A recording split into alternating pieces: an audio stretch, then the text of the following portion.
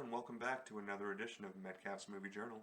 This is the show where I do quick reviews for the movies that I watch, give them a score out of 10, and then add them to my list. So let's see what movie we're reviewing today.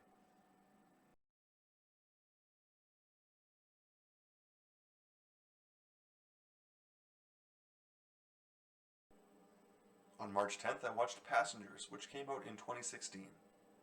And I can't think of many other romantic sci-fi films I've seen like this one, but that's probably a good thing. Much to my chagrin, the romantic element here seemed to overtake an otherwise very interesting and unique science fiction story about an aspect of space travel we all seem pretty convinced will be a part of our future in space travel: cryogenic freezing. It'll obviously be a necessary technology if we ever hope to colonize a planet outside our solar system, which is the journey our protagonist Chris Pratt as Jim Preston finds himself on when he's awoken from his pod far too early. Faced with the prospect of being alone for the rest of that journey, which means the rest of his life, we really should have had a good amount of time spent dealing with the weight of this reality. Seeing him sink slowly into madness by the sheer loneliness of it all would have been an interesting thing to see. But if the cover and the title of this movie didn't already give it away, the introduction of Jennifer Lawrence's character Aurora in her tube makes the decision by Jim to wake her seem like it was never even an option. I don't know how to avoid this problem without completely revamping the title and marketing, which obviously wasn't going to happen, because this was clearly built to be about the relationship more than the circumstance. In that way, it played out much the same as so many other romantic stories, where the man lies, cheats, or otherwise scorns the woman of his dreams, only then to go on a big long rigmarole to win her back. It would have been a much better movie for me if it had been more about the terrible ethical question of whether to wake someone, anyone at all, to save yourself from that terrible loneliness. Maybe you'd want to wake the oldest person, or your best friend, or your worst enemy.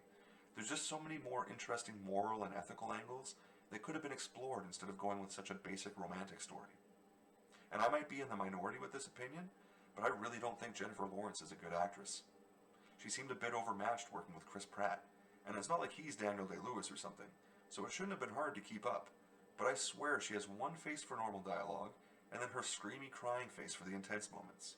I honestly feel like recasting her role would be the easiest way to change this into something I would like a bit more. Maybe Alison Brie for something more believable, or Emma Roberts if it just has to be an attractive blonde for whatever reason. Either way, there's a lot of talented actresses who could have done a better job with it. In the end, though, I really just wanted it to be more about the isolation and the science, rather than the romance, so I kept comparing it in my head to Moon, which was a vastly superior film in my books. It's pretty much a one-man show with Sam Rockwell, only having Kevin Spacey's voice to work with. But the story told is so much more interesting and well-developed than anything we get here, so it's a bit of a bummer that Passengers is easily the more popular and well-known of the two. It sucks even more because I can't think of any other sci-fi films based around a transport ship carrying a bunch of cryogenically frozen passengers, but it makes for a very fresh and exciting setup, ripe for so many different stories, so hopefully it gets used a bit more in the future. This was clearly still a well-made, big-budget film designed to win awards, but I don't know if it would have been nearly as easy to sit through for me without Chris Pratt. He definitely makes it easier to watch a less than stellar movie.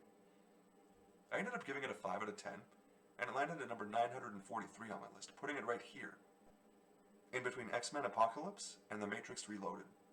Thanks for watching another edition of Metcalf's Movie Journal. Be sure to click like and subscribe for new videos every week. And if you have a movie that you really want me to watch, be sure to drop me a comment.